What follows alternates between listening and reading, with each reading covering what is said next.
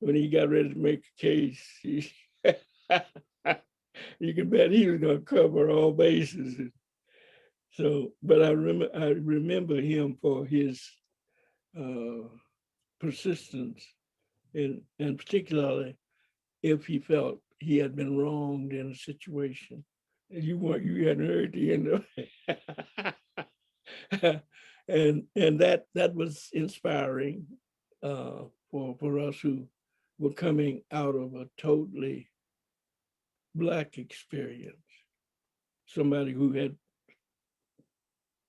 gotten into the system and learned how to work the system. And I think very often now, Vic, our miseducation, Black people, a part of our education should have been, this is how the system works. This is what the system does that prevents you from. This is what our ancestors did to cope with the system as it existed in their time. This is what you have to do in your time. Concentrate on that. And that's why now that Black farmer in Mississippi, that Black plantation owner in Mississippi was so important. Here is somebody who's living example of the fact that it can be done. Uh, What was his name? Do you remember? Andy Wilson. Andy? Sandy. That's Sandy it. Wilson. Sandy Wilson. The Sandy Wilson family. Yeah. Yeah. That was that example in Mississippi, one of the chief Confederate states in the nation.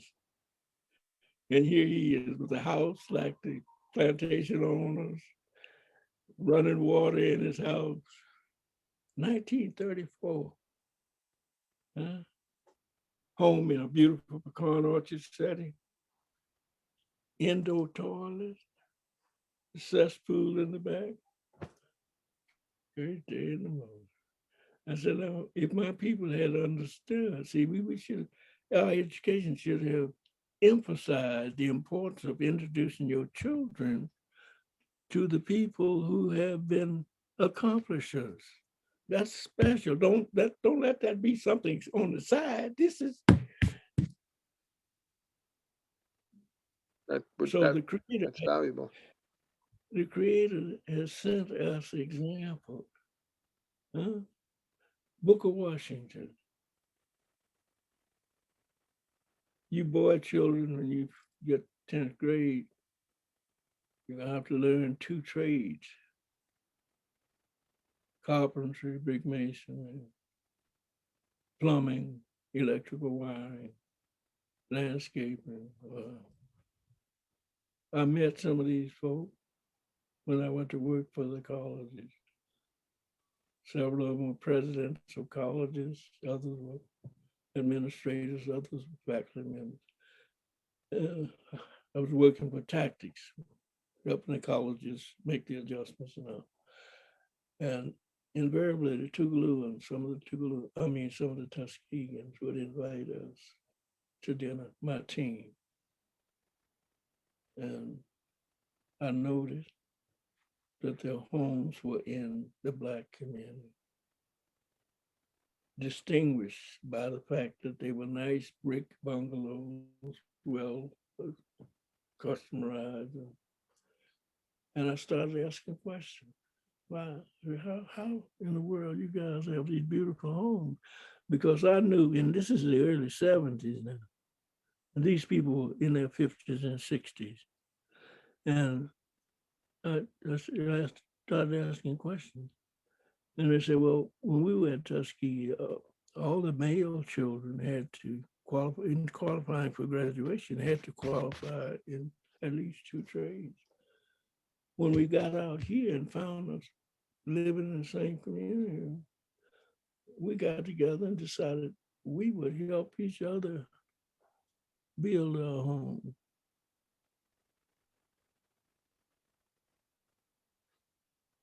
great day in the morning. So when you say Booker T. Washington, are you referring also to his Tuskegee experiment? Yes, that's Tuskegee's Book of Washington. My point was that the Creator has sent us people who gave us the solution to our problem. If you didn't want to be a carpenter all your life, so be it. But this, you spend more money that you make in your lifetime on what? This house. And if we were all oriented to help each other build our houses, we wouldn't be at the mercy of those who want to take advantage of you financially. It's true. It's true. And if they had told me, if religious people had told me and re-emphasized, Van, the Creator has given you the same stuff He's given every human being. Huh? You don't have to be discriminated against. How do you do that? Learn how to do it for yourself, whatever it is. And he gave you, and Mr. Sandy Wilson was an example of him having given us. But we don't know the story. I didn't know about Tuskegee's program. That should have been a part of my education. Huh? But that's why every group ought to be able to tell its own story. Every group. You really don't know who you are unless you know your own story. It's true. Can I come back to the school public health though for a little while? Yeah. No, I mean, this is fascinating. My colleague Bill Jenkins used to talk about this Tuskegee experiment in the course we taught together. Yeah. Okay. He's got some great photographs of some of the parts of the program. But so when you were in the school, you got your MPH, but you stayed on and took courses toward a doctorate. Yeah. Was that your original plan, to get a PhD in health education? No, I didn't have that plan. My plans have been dictated by people seeing what I was doing and invited me. And when the younger people ask that kind of question, I say, I have to apologize to you because I never had to look for a job after I had got my first job. And I was challenged by what was offered. I never had any set plans about it. I just took the next opportunity. And Vic, when I think about some of the experiences I've had, for example, the job of directing the tactics program. Presidents of Black colleges had asked the government to provide them with some resources to update, revise, and add subjects and materials and whatnot they needed to better meet the needs of their students in the light of new opportunities that were being opened up to Blacks because of desegregation activities. The Office of Education agreed to a $2 million a year program to do this. Here I am, having served under Dr. Willa Player, who was the president at Bennett College, having taught 15 years at Bennett at that time under her administration for the most part. 2 years was under the former president, Dr. David Jones. And in that period of time, Dr. Player spent about a year and a half in Washington under L. Richardson, who he was Secretary of Education at the time, but he was a classmate of Dr. Player's from Kent State, I think it was, university. They were undergraduates at Kent State together, and they had kept in touch with each other over the years. And when the Black college emphasis came to the fore, he called her to come to Washington to work on developing a program to meet the needs of the Black colleges. And that's how she left Bennett. She took a leave to go. And so in that time, one of the changes they made was they started inviting people from the Black colleges to come and read proposals submitted by Black colleges for different support bills. And so that got me going to and from Washington, D.C. at least once a year. And usually we were there a week reading proposals and getting to know the people in Washington. Now, Was this before you started as executive director of tactics? yes. So this would have been in the late 60s, late 1960s? Right. Okay. The tactics didn't start until 71? 72. I think the program year was 71, 72 first program year. But in any event, I should say what tactics is for the people who might not know what it means. Technical Assistance Consortium to improve college services. I was going to read it from your CV. Yeah. Yeah. Well, in any event, I was on an invitation to Washington to read proposals, and Dr. Player had become a permanent part of the scene. So when I went up, I would usually go in and greet her. And on this occasion, I went in and we talked.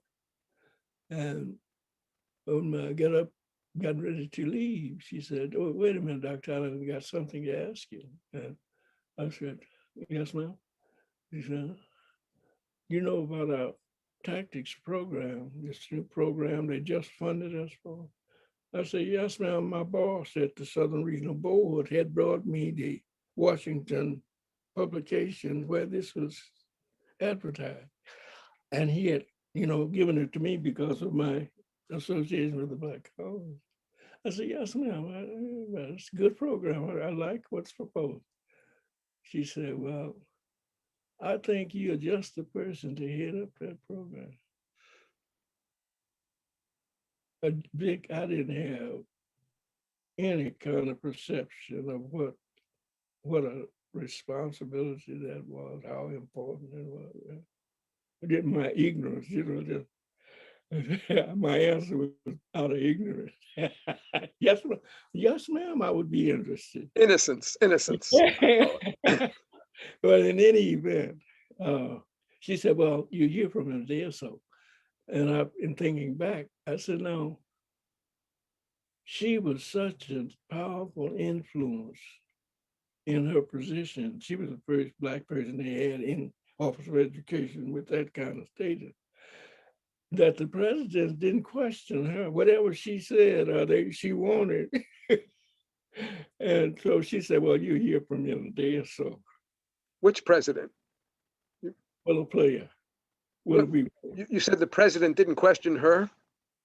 The presidents of our colleges didn't question her. Okay.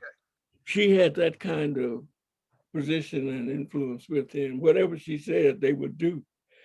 And because my thought was when I really got into thinking about it, I said, well, it looked like to me she would have picked a president, a former president, to head up this thing. Here I am, sharecropper's son, a few generations from the cotton field, graduate program, you know, but no significant experience.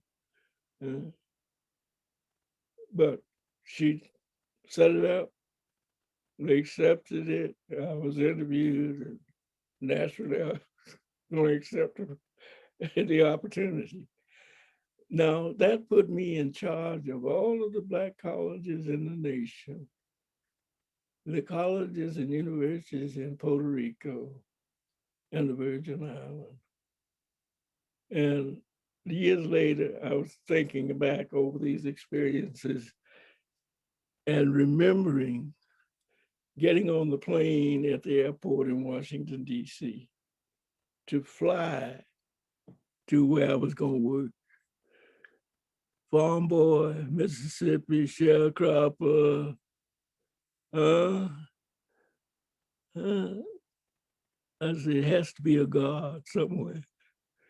Has to be, because first, in my own perceptions, I didn't qualify for that job. But apparently I had just written the document that's used by the United Negro College Fund, was used for 15 years to help the private Black colleges that were funded by the United Negro College Fund. Dr. Player had that document, and sure they sent it to. And that was a forward-thinking kind of document. But in any event, it's still, it's in my thinking at the time, that would have seemingly been a choice made where a president, one of the presidents would have been, but no, it turned out to be Van Allen.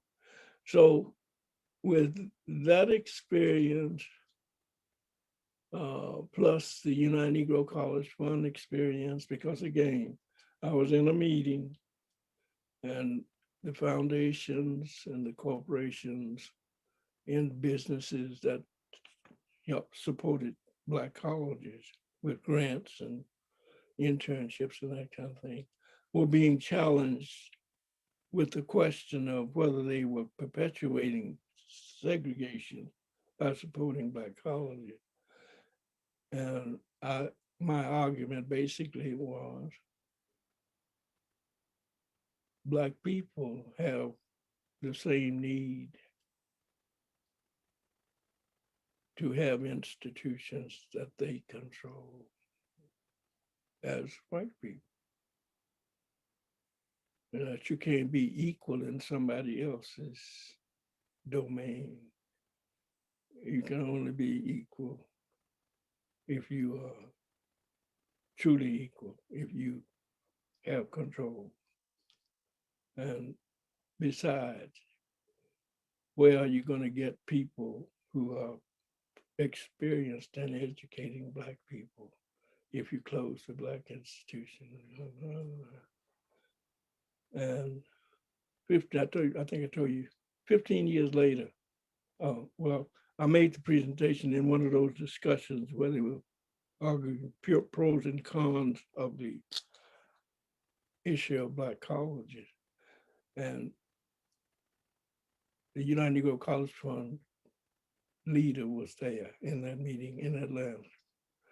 And he came up to me after the meeting and asked me if I would speak to his board, the United Negro College Fund board, sharing the thoughts that I had presented. And I agreed. And Chris Edley was the executive director of the United Negro College Fund. About that time, he was from. In any event, Chris retired 15 years later. And in going through his files, he came upon this Black document that the United Negro College Fund published, having to do with why I saved the Black colleges. And he wrote me a letter in which he told me, he said, you know, you'll be, and you should be happy or proud to know that this document has been the boilerplate for our campaigns since that time. Do you remember which years those are? It's not- Uh, let's see. I can give you, I can get it. I have to get a document to see. I don't. You can get it to me. You can get it to me later, Okay. but I'd be interested to know. I'll make a note. And um, do you have the document still? Yeah, I have a copy of the document. I'd love to get a scan of it. Put it online. If you're willing. Okay. Okay. You want to do it now? No, I'll make a note, but because we've got the recording going on. Okay. No. Oh, that was number two. Number three, in 1985, 85, no, in 1980, yes it was, I returned to Tougaloo as the vice president, and I was invited to speak to an alumni group in Jackson at the Masonic Temple. And in that audience that time was the attorney for the Black Mississippians Committee on Black Colleges in Mississippi, public Black colleges. And I made the presentation, and at the end of the presentation, mingling with the participants and talking, the attorney for this case that the Black Mississippians had brought to equalize the support of the state-supported Black institution, came to me and said, "Van, would you consider being the expert witness for our case?" And again, I didn't know what expert witness. I didn't know what it entailed, but I agreed, and so he shared with me what the requirements, what I need, what they needed to have me do, and so I spent, I guess, about 6 months doing the research and putting together arguments and everything, and it wasn't, this was 82, 83, somewhere in there when I was caught up in doing this. And they went to court, and the state court didn't please them at all with its decision. So they, what do they call it when you take it to the next level? Appeal? District Appeal Court. And the appeal court said $30 million. Black Mississippians said no. So they took it to the Supreme Court. Of Mississippi or the US? U.S. Supreme Court. The Supreme Court reviewed it, and I guess shared with judges whom they consult with after they've reviewed the documentations that the plaintiffs submitted. And they said to the committee, I understand, how the representative said, well, we can do two things. You've already admitted that you're guilty of not having treated the schools equally.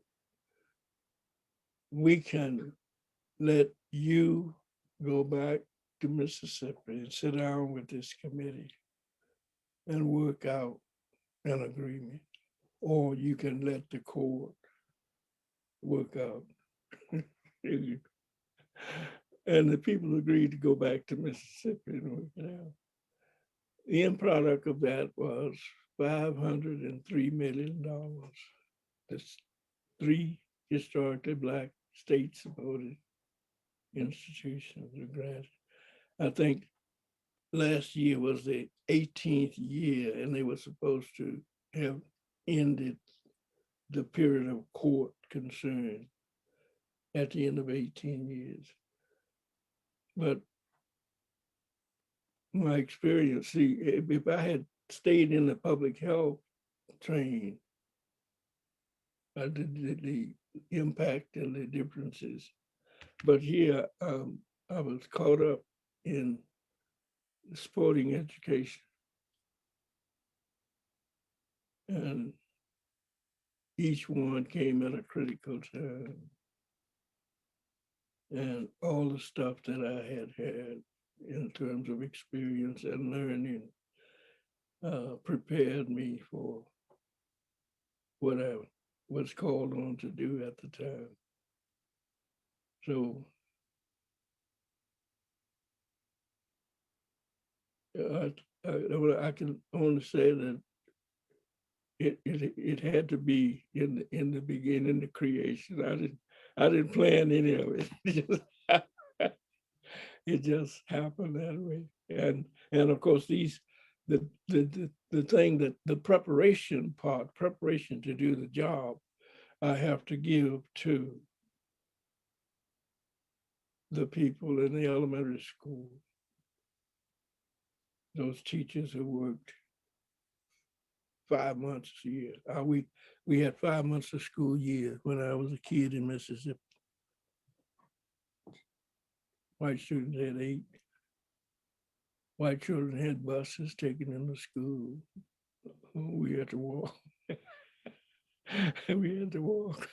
I'm glad you didn't get hit by any of those rocks that they were throwing at you. You know, it's pretty hard for them to aim that well or throw that hard. Yes, well, I had to come to learn and appreciate the fact that we do what we learn. They weren't responsible. The people who raised them, Vic. We can change the world if we change our children. In fact, that's the way you change the world. Because you can't do it all in your lifetime. But you put it on the right track. Get your children to buy into that track. And that's not difficult. If you are an example, best teacher in the world is example.